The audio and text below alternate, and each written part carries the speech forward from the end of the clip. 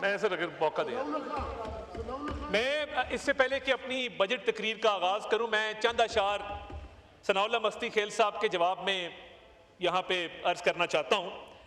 वो एक समंदर खंगालने में लगे हुए हैं, वो एक समंदर खंगालने में लगे हुए हैं, हमारी कमियां निकालने में लगे हुए हैं। वो जिनकी अपनी लंगोटी तक फटी हुई है, वो हमारी पगड़ी उछालने में लगे हुए हैं।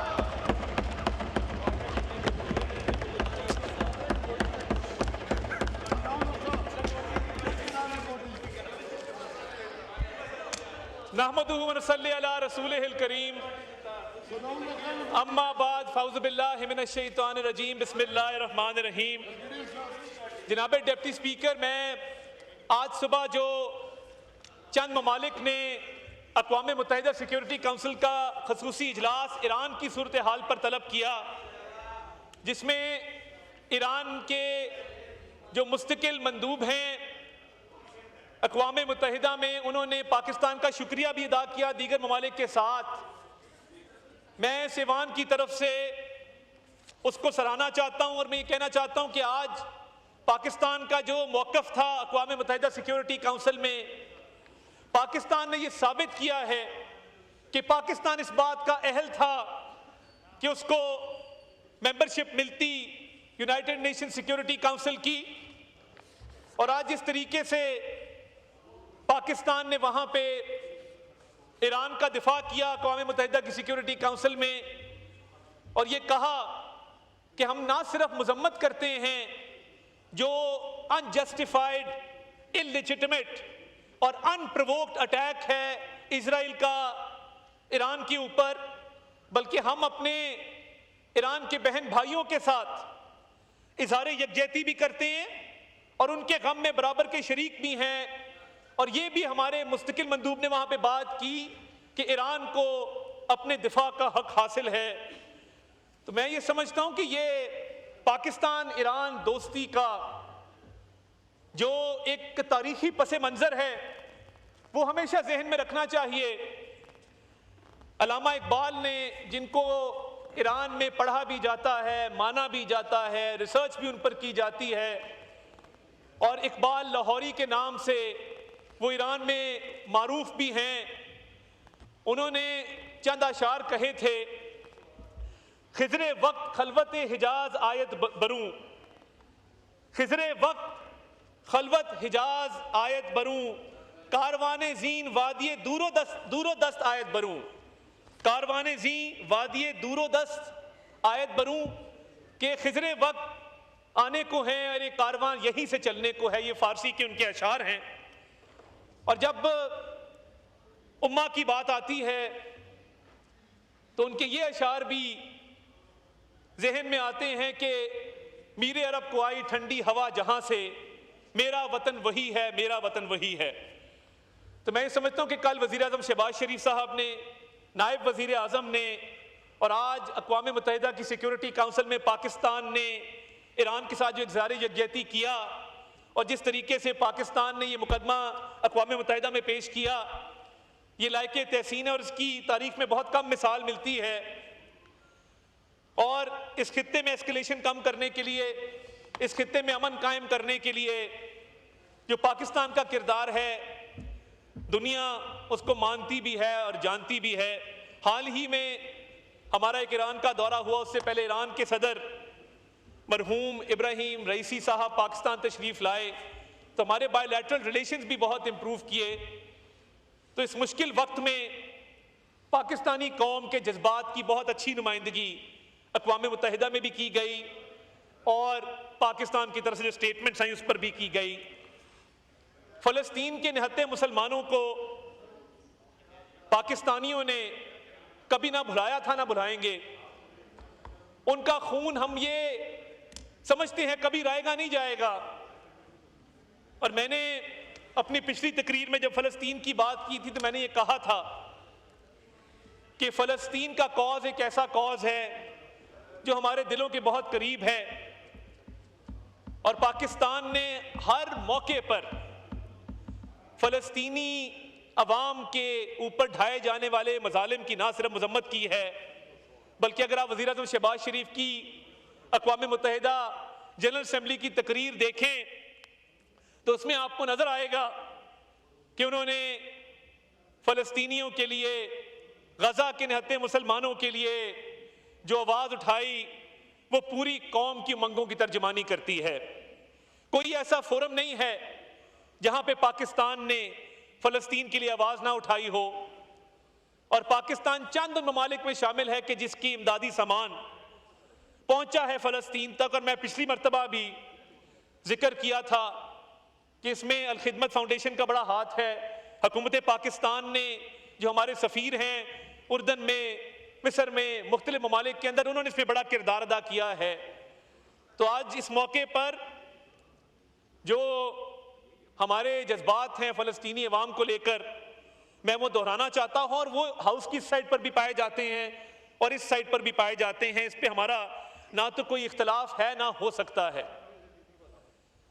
मगर अफसोस से ये कहना पड़ता है कि इनके चंद नादान दोस्त जो मुल्क से बाहर बैठकर प्रोपेगेंडा मशीनरी चलाते हैं और झूठे बयानात हमारे नाम से मंसूब करते हैं इजराइल को लेकर, उनको ये समझ नहीं आ रही कि हमारा कोई नुकसान नहीं होता, वो पाकिस्तान का नुकसान करते हैं। और इसी हाउस में बैठे इनकी अपनी एक मेंबर अस्मा हदीद ने जब इजराइल के हक में तकरीर की थी, उसके क्लिप्स आज भी मौजूद हैं।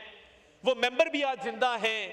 इनकी तरफ से ना कोई बयान आया, ना उसकी मजम्मत की गई, ना पार्टी ने उस खातून के खिलाफ कोई तादीबी कार्रवाई की। अगर किया तो हमें बता दें।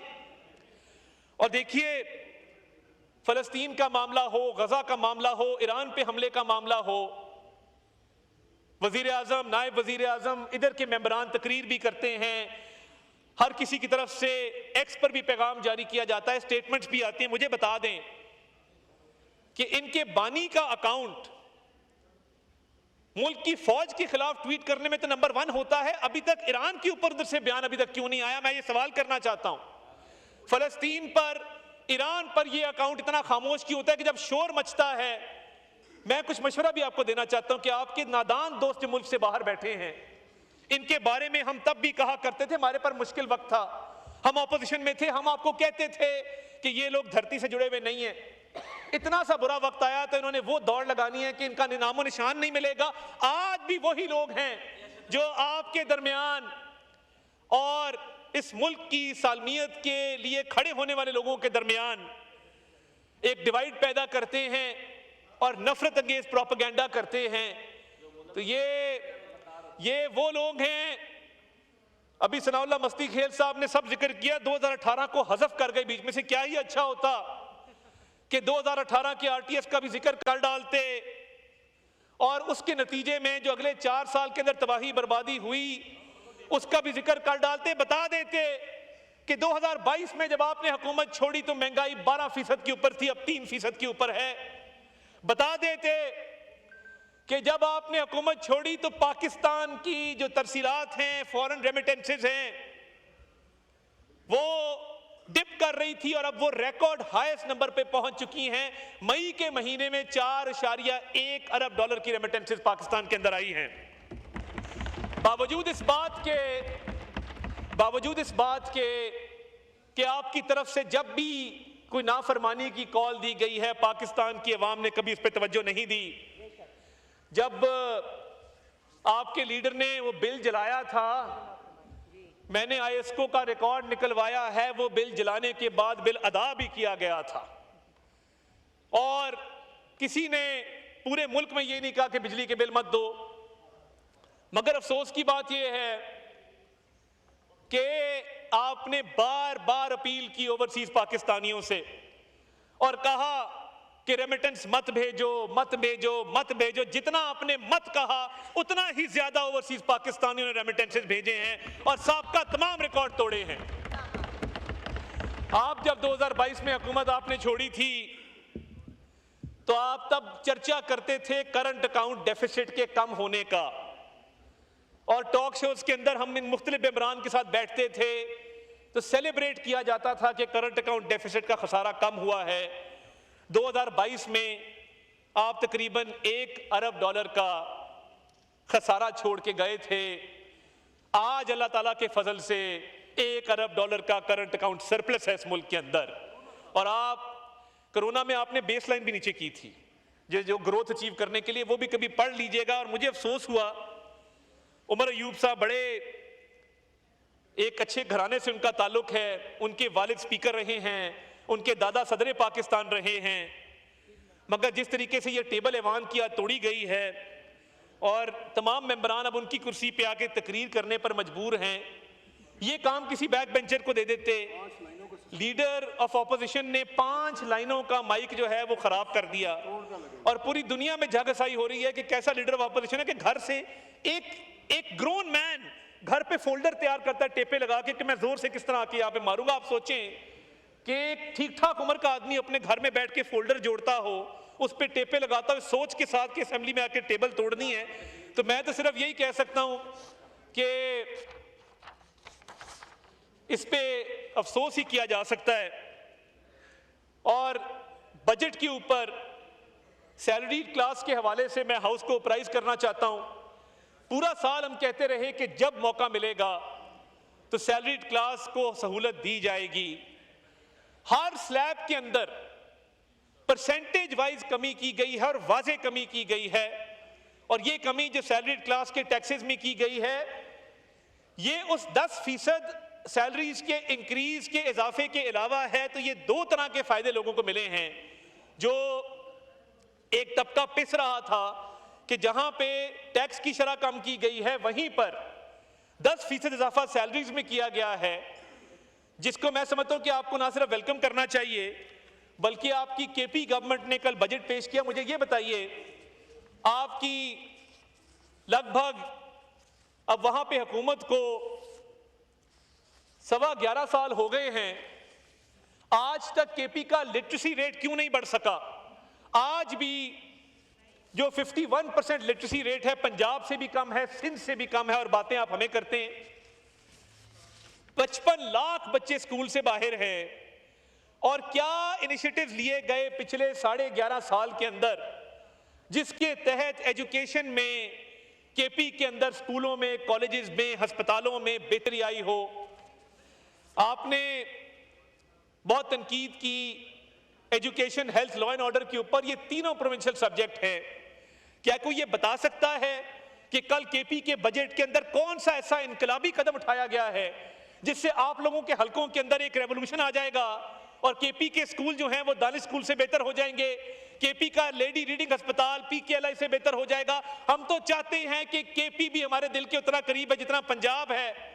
मगर आप 10 साल शहबाज शरीफ के वहां पे देखें और अब मरियम नवाज का टेन्योर देखें और अपने 11.25 साल देखें, आप लोगों ने सिर्फ टाइम जाया किया है केपी के अवाम का। अभी तक कोई इनकलाबी कदम नहीं उठा सके हेल्थ में, एजुकेशन में, लॉ एंड ऑर्डर में। अभी तक पेशावर का सेफ सिटी कंप्लीट नहीं हो सका। तो मैं समझता था कि ये भी चंद मारूजात है जो मैं आपके गोशगुजार करता चलूं। और इस बजट में एफबीआर के हवाले से देखिए, बिल्कुल आवाजें आ रही हैं, लोग परेशान हैं क्योंकि पहली दफा मुल्क के अंदर माफियाज को टारगेट किया गया है। पहली दफा शुगर इंडस्ट्री जो टैक्स देती है उसमें 30% इजाफा हुआ है शुगर इंडस्ट्री के टैक्स में, क्योंकि मिलों के अंदर जाने की इजाजत नहीं थी। शर्मिला बीबी, पंजाब सिंध की शुगर मिलों के अंदर एक सिपाही नहीं घुस सकता क्योंकि वहां पे इजाजत नहीं होती। एफबीआर ने शुगर मिलों के अंदर छापे मारे, स्टॉक्स को चेक किया और रिकॉर्ड टैक्स इकट्ठा किया शुगर इंडस्ट्री से। ये मुल्क की तारीख में पहली मर्तबा हुआ है। और मैं टोबैको इंडस्ट्री की भी बात करना चाहता हूं जहां पे 600 अरब की चोरी होती है।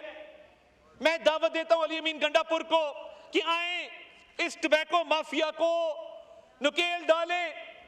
मुल्क में सिर्फ 2 टोबैको कंपनीज हैं जो मुल्क के अंदर टैक्स देती हैं, बाकी काउंटरफीट सिगरेट जो बनता है और जो टोबैको माफिया हमारे चंद सूबों के अंदर विराजमान है, इधर कोई तकरीर करता है उधर वो अप्रोच हो जाता है।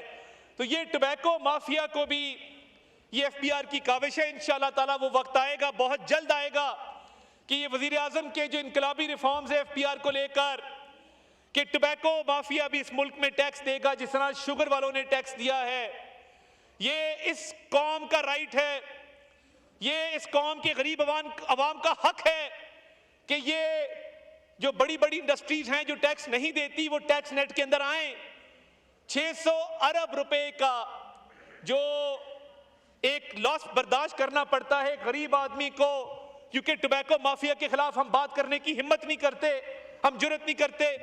और मैं एफपीआर को, चेयरमैन एफपीआर को सलाम पेश करना चाहता हूं कि वजीर आजम के विजन के तहत कराची के पोर्ट पे पहली मर्तबा फेसलेस अप्रेजमेंट का सिस्टम आया है कि जो कंसाइनमेंट आएगी, ना कंसाइनी को ना कंसाइनर को पता होगा कि कौन सा अफसर है जो कंसाइनमेंट क्लियर कर रहा है। वो एक ऑटोमेटेड सिस्टम है जिसके तहत ना रिश्वत ली जा सकती है ना रिश्वत दी जा सकती है, और क्लियरेंस टाइम में 70% फर्क पड़ा है कि जो कंटेनर कई कई दिन पड़े रहते थे, कई कई हफ्ते पड़े रहते थे कराची के पोर्ट पे, अब वो चंद घंटों में क्लियर होते हैं। ये भी वजीर आजम का विजन था एफपीआर को लेके, जिसने एक बहुत बड़ा फर्क डाला है। एफपीआर टेक्नोलॉजी, आर्टिफिशियल इंटेलिजेंस और सॉफ्टवेयर डेवलपमेंट की तरफ जा रहा है कि तमाम सेक्टर्स में इंशाअल्लाह ताला ह्यूमन इंटरवेंशन को कम से कम किया जाएगा, और जो एआई है, इंफॉर्मेशन टेक्नोलॉजी है, उसके जरिए रिकॉर्ड टैक्सेस इकट्ठे किए जाएंगे। और ये भी इस मुल्क की तारीख में पहली बार हुआ है कि वज़ीर आज़म शहबाज शरीफ ने विंडफॉल टैक्स लगाया बैंक्स के ऊपर। अब तक विंडफॉल टैक्स 23 अरब रुपए का अलग, उसके अलावा जो स्टे ऑर्डर्स वेकेट करवाए जाती दिलचस्पी लेके 34.5 अरब रुपया उसके अलावा आ चुका है सरकारी खजाने के अंदर। यही वजह है कि जब IMF देखता है तो वो कहता है कि पाकिस्तान ने अपने ताईं जो फाइनेंशियल रेगुलेशन लागू की है, इजाफी टैक्स इकट्ठे किए हैं, और एफपीआर के अंदर जो रिफॉर्म्स किए हैं, इनकी तारीख में मिसाल नहीं मिलती। और एग्री सेक्टर के वाले से मैं ये कहना चाहता हूं कि वजीर आजम ने फर्टिलाइजर पे, पेस्टिसाइड पे कोई नया टैक्स नहीं लगाया और इस पे कोशिश की। अब सूबों का काम है कि वो ज़राअत के शोबे के अंदर अपना किरदार अदा करें और एक ज़राई इनकलाब बर्पा करें, क्योंकि हमने जिम्मेदार के ऊपर मजीद बोझ नहीं डाला और टैक्स नहीं लगने दिया। तो ये बजट के हवाले से अभी तक कोई ठोस तजावीज़ इस साइड से मैं ना सुन सका ना आ सकी। तो मैं ये समझता हूं कि अगर ये शैडो बजट ले आते, अगर थोड़ा स्टडी कर लेते, बजट की किताबें पढ़ने की जहमत कर लेते, तो ये सियासी तकारीर ना होती और हम सब मिल के मुल्क की इकॉनमी को मजीद ठीक करने के हवाले से बातचीत करते। और जो उड़ान पाकिस्तान प्रोग्राम है वो मुस्लिम लीग नून का प्रोग्राम नहीं है, वो पाकिस्तान का प्रोग्राम है, वो आपका प्रोग्राम है, मेरा प्रोग्राम है। इसको मिल के हमने आगे लेकर चलना है और ये सूबों के बगैर मुमकिन नहीं है। इसीलिए मैं कहता हूं कि ये मिल बैठे, और जिस तरह इस जंग के अंदर जब फील्ड मार्शल सईद आसिम मुनीर की क़यादत में भारत को मुंह तोड़ जवाब दिया गया, जिसमें ज़हीर अहमद बाबर सिद्धू साहब के शाहीनों ने उनके राफेल जहाज गिराए, जिस तरह naval chief admiral Naveed Ashraf साहब ने अपने पूरी नेवी को मुतहरिक किया, आप भी मुत्तहिद थे, इसी सफ में खड़े थे। तो जब इकॉनमी की बारी आती है तब भी हमें यक ज़बान और यकजा होना है, और इकॉनमी को अब ये टेक ऑफ की तरफ जा रही है, हम स्टेबिलिटी से ग्रोथ की तरफ जा रहे हैं। इसमें आपका हिस्सा डलेगा तो तारीख हमेशा आपको याद करेगी कि आपने पाकिस्तान के इकोनॉमिक टेक ऑफ में अपना किरदार अदा किया था। और इस बजट के अंदर जहां पे सैलरी क्लास को रिलीफ दिया गया है, तनख्वाहों में इजाफा किया गया है, जहां पे ज़राअत के शोबे के अंदर मजीद जो है वो टैक्स नहीं लगने दिए गए, वहीं पे जो टैरिफ रिजीम आई है, जहां पे रॉ मटेरियल्स को इंपोर्ट करना अब आसान होगा हमारे इंडस्ट्रियलिस्ट के लिए कि उनका कॉस्ट ऑफ प्रोडक्शन नीचे जाएगा, वो खाम माल बाहर से मंगवाएंगे, उस पर इंपोर्ट ड्यूटी कम होगी और उसके साथ साथ ग्रोथ अचीव कर सकेंगे, उनकी कंपेटिटिवनेस बढ़ेगी, उनकी एफिशिएंसी बढ़ेगी और टैरिफ पॉलिसी से फायदा उठाते हुए वो एक्सपोर्ट करेंगे। ये वजीर आजम का विजन था शहबाज शरीफ साहब का कि खाम माल सस्ता आएगा, कॉस्ट ऑफ प्रोडक्शन नीचे जाएगी, यहां से एक्सपोर्ट करने में आसानी होगी। तो ये इनकलाबी इकदाम किए गए हैं जो मैं समझता हूं कि तारीख में पहली मर्तबा किए गए हैं। काश आप भी बजट डॉक्यूमेंट पढ़ के कोई ऐसी तजावीज़ देते जिससे इस मुल्क का फ़ायदा होता। तो मैं एंड पे ये जो माइक टूटा और आपने जो ये 5 लाइनें बिल्कुल जो है वो ख़त्म करके रख दी, मैं वही शेर दोहराऊंगा जो मैं उमर अयूब साहब के लिए पहले कह चुका हूँ कि जाहिल को अगर जहल का इनाम दिया जाए, इस हादसा वक्त को क्या नाम दिया जाए। मैखाने की तौहीन रिंदों की हतक है, कम ज़र्फ के हाथों में अगर जाम दिया जाए। जनाब डिप्टी स्पीकर बहुत शुक्रिया। शुक्रिया।